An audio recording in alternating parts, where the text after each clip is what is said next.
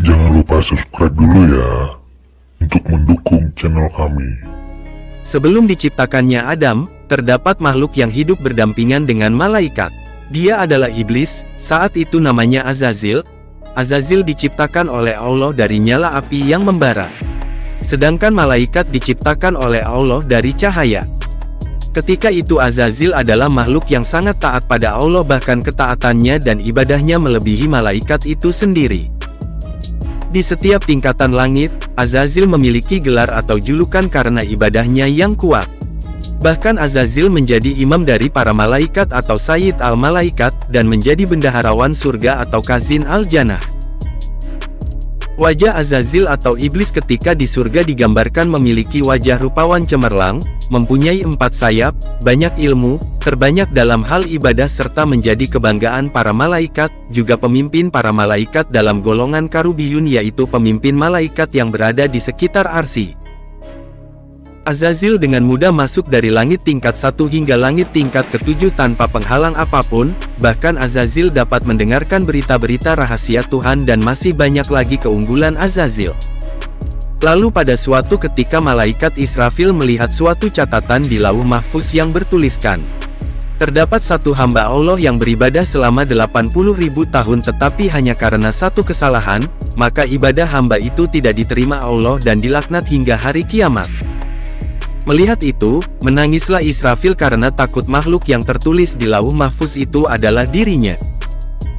Israfil menceritakan tulisan tersebut ke semua malaikat dan paniklah semua malaikat yang mendengar cerita Israfil, mereka menangis karena takut akan laknat Allah.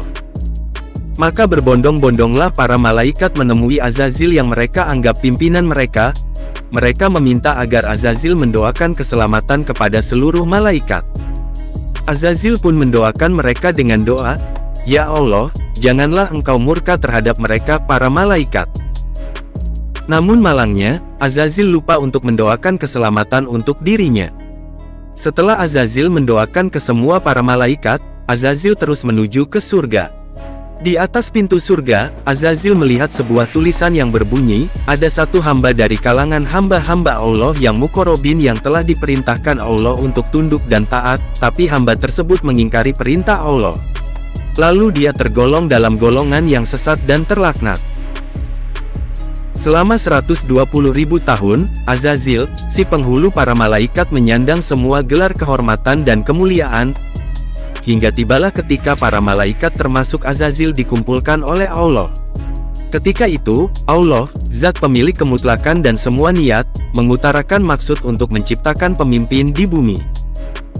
Sesungguhnya aku hendak menciptakan seorang khalifah pemimpin di muka bumi. Quran Surat Al-Baqarah ayat 30. Semua malaikat hampir serentak menjawab mendengar kehendak Allah. Ya Allah, mengapa engkau hendak menjadikan khalifah di muka bumi, yang hanya akan membuat kerusakan dan menumpahkan darah di bumi, padahal kami senantiasa bertasbih dengan memuji engkau dan menyucikan engkau. Quran Surat Al-Baqarah ayat 30.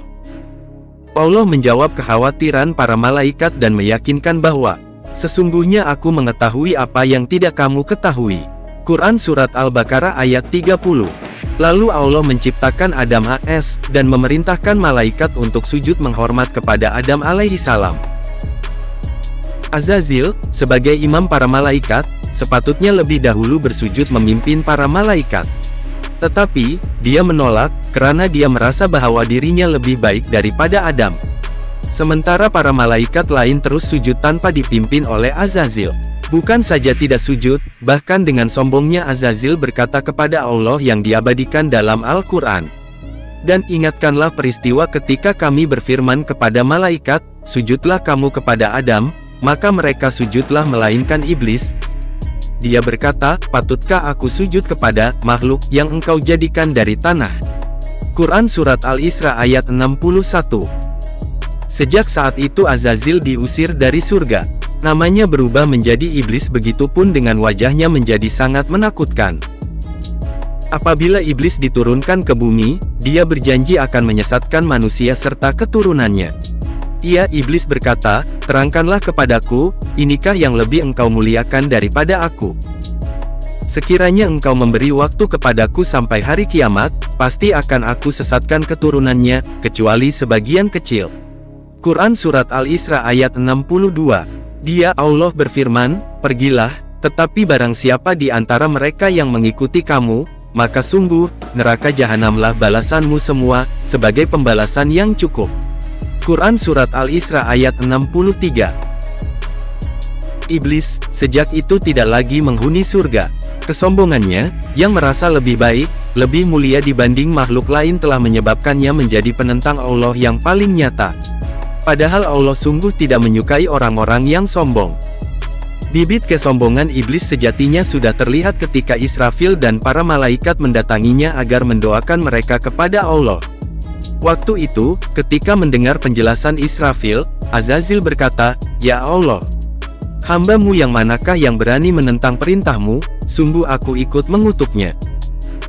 Iblis lupa, dirinya juga hamba Allah dan tidak menyadari bahwa kata hamba yang tertulis pada tulisan di pintu surga bisa menimpa siapa saja, termasuk dirinya.